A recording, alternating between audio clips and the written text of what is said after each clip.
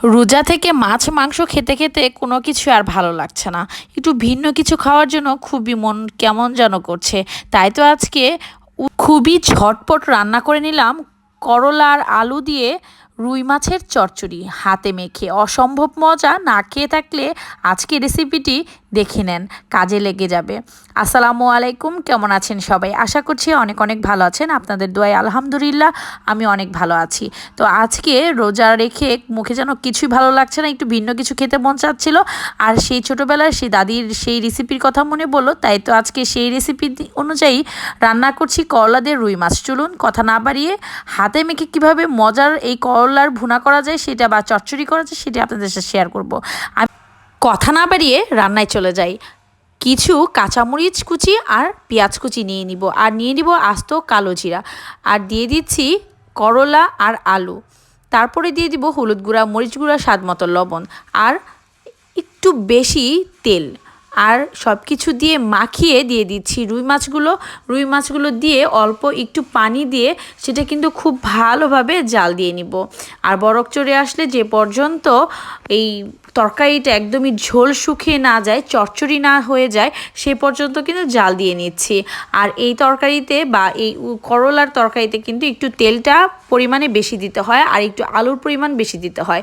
আর হ্যাঁ, করলা কিন্তু আমি অবশ্যই কেটে রাখার পরে প্রায় 10 থেকে 15 মিনিট লবণ দিয়ে খুব ভালোভাবে চটকিয়ে সেই যে তেঁতোর যে পানিগুলো আছে সেটা কিন্তু আমি পুরোটাই ফেলে দিয়েছিলাম, যাতে করলা খেতে খুব ভালো লাগে আর তেঁতোও না লাগে।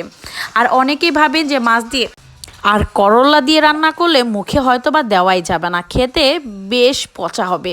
এ কথায় একদমই মিথ্যা। যাদের রুচি নেই বা খেতে ভালো লাগে না তারা কিন্তু এই তরকারিটা অবশ্যই রান্না করে দেখতে পারেন। আমার সেই ছোটোবেলার সেই স্মৃতিগুলো এবং দাদির রান্নাগুলো এখনও মুখে লেগে আছে। সত্যি কথা বলতে ছোটোবেলার যে রান্নাগুলো সেটা এখনও মিস করি। আর গ্রামের বাড়িতে যে চুলার রান্না সেটা তো দারুণ হয়, সেটা বলে আর বোঝানোই যাবে না। আর সবাই জানেন বাড়ির যে রান্নাটা সেটা একটু ভিন্ন, কারণ চুলার রান্না সবই মজা। যাই হোক, আমার ভিডিও আপনাদের কাছে কেমন লাগছে অবশ্যই জানাবেন। ভালো লাগলে লাইক শেয়ার কমেন্ট করবেন। প্রত্যেকটা কমেন্ট কিন্তু আমার জন্য অনেক অনেক গুরুত্বপূর্ণ, আর প্রত্যেকটা অ্যান্সার দেওয়ার জন্য অতি আগ্রহী থাকে। আর প্রত্যেকটা কমেন্ট আমার জন্য অনুপ্রেরণা জাগায় আরও ভালো ভালো ভিডিও এবং কি ভিডিও কন্টিনিউ করার জন্য। যাই হোক, এভাবে ভালোবাসা দিয়ে পাশে থাকবেন। আর কথা বলতে বলতে কিন্তু করলা দিয়ে এই রুই মাছের চচ্চড়িটা প্রায় হয়ে গেছে। এখন কিন্তু আমি মিডিয়াম আছে বা অল্প আছে রেখে দিব আরও 10 মিনিট, যাতে করলাটা একদমই ঝোলটা শুকিয়ে যায় আর তেল তেল চলে আসে। আমার মনে হয় এই করলার যে তরকারিটা আছে সেটাতে অনেক পরিমাণের তেল লাগে, এতে করে খেতেও বেশ ভালো লাগে আর তেতেও কিন্তু লাগে না। এটা কিন্তু এক ধরনের টেকনিক যে তেল দিলে করলার যে তিতো ভাব সেটা কম লাগে। যাই হোক, আমার রান্নাটা কিন্তু হয়ে এসেছে। একটি বলে কিন্তু আমি এটা সার্ভ করে নিয়েছি। আর সেহরিতে বা ইফতারে কিন্তু আমি ভাত খেয়ে থাকি, যার কারণে আমার কাছে এরকম করলার তরকারি বেশ ভালো লাগে। ভালো লাগলে অবশ্যই পাশে থাকবেন। ভালো থাকুন, সুস্থ থাকুন।